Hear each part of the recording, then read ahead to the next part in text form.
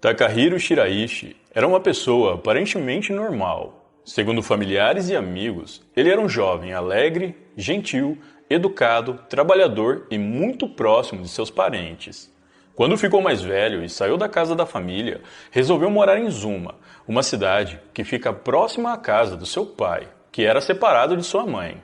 De acordo com o vizinho, os dois passavam muito tempo juntos, e o pai de Takahiro costumava comentar do orgulho que sentia pelo filho. Takahiro parecia ser uma boa pessoa, mas devemos lembrar que a maioria dos criminosos mais perigosos também parecem. A dissimulação desse tipo de gente faz com que as pessoas não desconfiem deles, mas sob a superfície, eles lutam para manter o seu segredo obscuro escondido e suas compulsões sob controle. Mas, se você olhar de perto, encontrará sinais, e com Takahiro não era diferente. De acordo com seus poucos amigos de escola, ele tinha o costume de jogar um jogo que consistia em sufocar um ao outro, ao ponto de desmaiar. Isso, por si só, deveria ter sido suficiente para disparar os alarmes sobre quem ele poderia se tornar. Após concluir o ensino médio, Takahiro trabalhou em diversos lugares, com alguns deles sendo um mercado e uma fábrica de alimentos. No entanto, esses empregos não lhe rendiam dinheiro suficiente e ele resolveu procurar por outra coisa. Takahiro passou a trabalhar para diversos cafetões, como uma espécie de olheiro. O homem tinha que convencer mulheres jovens, geralmente das periferias, a trabalhar como acompanhantes no distrito da Luz Vermelha em Kabukicho, em Tóquio. Vale salientar que, embora exista uma lei que proíbe esse tipo de atividade no Japão desde 1956, os japoneses encontram brechas para passar por cima dessa lei e assim faturam muito dinheiro com este mercado. Takahiro se aproximava dessas mulheres em boates e usava toda a sua simpatia para persuadi-las a sair com homens mais velhos para ganhar dinheiro fácil.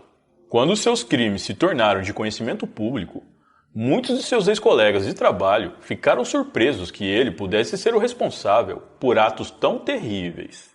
O trabalho de um olheiro não terminava quando ele convencia uma garota a se tornar acompanhante. Ele também agia como uma espécie de consultor e negociador dos seus serviços. De fato, ser capaz de convencer alguém a fazer esse tipo de coisa, ainda mais sendo um estranho para essa pessoa, não devia ser tarefa fácil.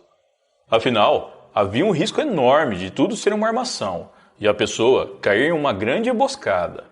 Mas Takahiro era muito bom em convencer as mulheres e ganhava muito dinheiro com isso. Este talento dele, se assim podemos dizer, seria usado mais tarde para fazer coisas horríveis. Em fevereiro de 2017, Takahiro foi preso por corrupção de menores e condenado a 14 anos de prisão. Porém, de alguma forma, ele ganhou o direito de responder em liberdade. Se ele tivesse ficado preso, provavelmente não teria cometido tantos crimes como veremos a seguir. Devido à sua condenação, nenhum outro cafetão queria contratar mais os seus serviços. Desempregado e gastando as suas últimas economias, Takahiro passava a maior parte do seu tempo na internet. E foi na internet que a sua caçada começou. Durante o seu tempo trabalhando para cafetões, ele usou o Twitter como uma plataforma para convencer jovens a trabalhar em boates para ele. Mas agora, ele mudaria sua abordagem e passaria a testar a saúde mental de pessoas que já estavam completamente perdidas, apenas por prazer. Em março de 2017, Takahiro criou uma conta fake e começou a ir no perfil de mulheres que estavam muito infelizes com suas vidas, dizendo que ele poderia ajudá-las a alcançar os seus objetivos. Ele argumentava que estava procurando alguém para tirar a vida junto com ele, e ele não parecia muito preocupado em esconder isso. Na biografia do seu Twitter estava escrito o seguinte: "Eu quero ajudar as pessoas que estão realmente com dor. Por favor, me mandem uma DM a qualquer hora." Seus tweets alimentavam ideias sobre partir desse mundo, o que rapidamente atraiu pessoas reais, em situações parecidas de descontentamento. É importante frisar que Takahiro nunca teve a ideia de tirar a própria vida. Suas declarações serviam apenas como isca. Seu modus operandi consistia em formar vínculos emocionais com pessoas em situação de risco e, em seguida, convidá-las para sua casa. Ele prometia tirar a sua vida junto com essa pessoa ou fornecer local e método adequado. Tudo isso dependendo do tipo de abordagem que fazia na rede social. Mas, ao invés de dar a despedida que essas pessoas esperavam, ele tirava a vida delas de maneira cruel. Em um curto período de 3 meses, Takahiro tirou a vida de 9 pessoas. Ele só foi descoberto porque o irmão de uma das vítimas decidiu investigar o caso por conta própria, após o sumiço de sua irmã. No computador dela, ele encontrou o login e senha do Twitter, e quando entrou na caixa de mensagens, ele viu que ela estava procurando alguém para firmar um pacto de partida. Horrorizado com o que estava lendo, o irmão da vítima se aprofundou e logo descobriu que o homem que havia aceitado seu pedido era Takahiro Shiraishi. O homem decidiu criar um perfil falso e depois entrou em contato com Takahiro. Os dois começaram a conversar e decidiram marcar um encontro com o mesmo propósito da irmã dele. Em seguida, o homem pediu a ajuda das autoridades. Então, no dia 31 de outubro de 2017, a polícia invadiu o apartamento de Takahiro Shiraishi, sem fazerem a mínima ideia do horror que iriam encontrar. Takahiro tinha 9 cabeças guardadas em refrigeradores e em caixas de ferramentas em sua casa, junto com vários membros e ossos. Diante de provas tão incontestáveis, ele não tinha outra saída a não ser confessar. Em seu depoimento, Takahiro explicou que usava o Twitter para convencer as suas vítimas a se encontrar com ele, na promessa de que os dois iriam tirar suas vidas juntos. Mas, ao invés disso, ele as dopava com uma bebida. Em seguida, tinha relações com elas, roubava seus pertences e, por fim, as sufocava com suas próprias mãos. Das 9 vítimas, o único homem foi o namorado da sua primeira vítima, que tinha ido ao apartamento dele depois de ver as mensagens dos dois e teve o mesmo destino que a namorada. Takahiro também explicou à polícia, de forma bastante detalhada, todo o processo que fazia com os corpos, como descartava algumas partes e como fazia para disfarçar o cheiro de decomposição que emanava de sua casa. Ele mantinha 4 exaustores funcionando 24 horas por dia, além de acender diversos incensos e espalhar perfume pela casa.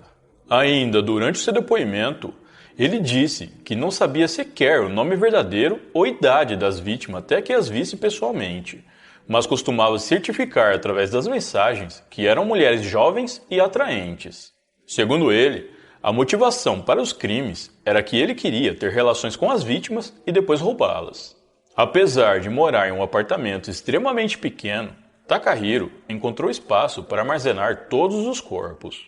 Os seus vizinhos disseram que nunca imaginaram que ele poderia ser um criminoso tão cruel.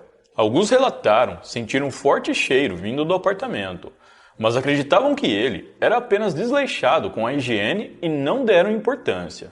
Um dos vizinhos também chegou a estranhar as idas de Takahiro às lixeiras que ficavam nos fundos do prédio, e que ele até chegou a se perguntar como alguém que morava sozinho poderia produzir tanto lixo. Porém, devido à falta de intimidade comum na maioria dos japoneses, ninguém nunca chegou a questioná-lo.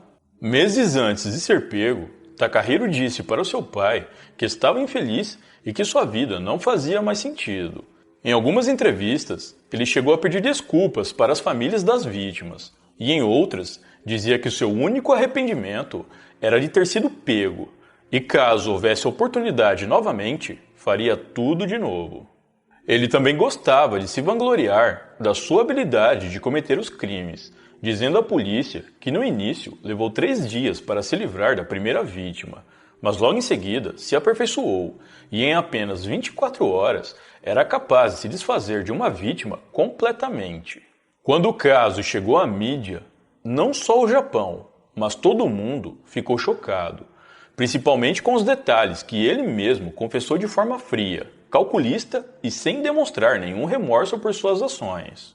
É claro que isso foi usado contra ele no tribunal. Seu julgamento aconteceu em dezembro de 2020 e a sua sentença foi a pena capital. Após a sentença, Takahiro disse que era injusto, pois todas as vítimas estavam dispostas a tirar a própria vida e que ele foi apenas um meio para o fim. Portanto, Em sua mente, ele deveria ser condenado apenas à prisão perpétua. Porém, alguns meses depois, ele voltou atrás, dizendo que aceitava sua pena e afirmou que, na verdade, nenhuma de suas vítimas consentiu que ele tirasse a vida delas, que elas foram à sua procura acreditando que ele poderia curá-las. Ele disse também que não tentaria recorrer de sua sentença. Algumas pessoas acreditam que o fato de Takahiro ter trabalhado como olheiro dos cafetões, conseguindo convencer mulheres jovens e bonitas a fazerem coisas por dinheiro, tenha aguçado o seu lado criminoso. Segundo algumas pessoas, é provável que quando Takahiro percebeu que tinha um grande poder de persuasão, ele passou a acreditar que poderia convencer qualquer pessoa a fazer qualquer coisa. Somando isso, mais o fato que ele ficou desempregado, com a sua mente doentia desocupada para pensar em coisas ruins, culminou nessa onda de crimes. Takahiro Shiraishi se encontra atualmente em uma prisão próxima a Tóquio, onde aguarda sua execução.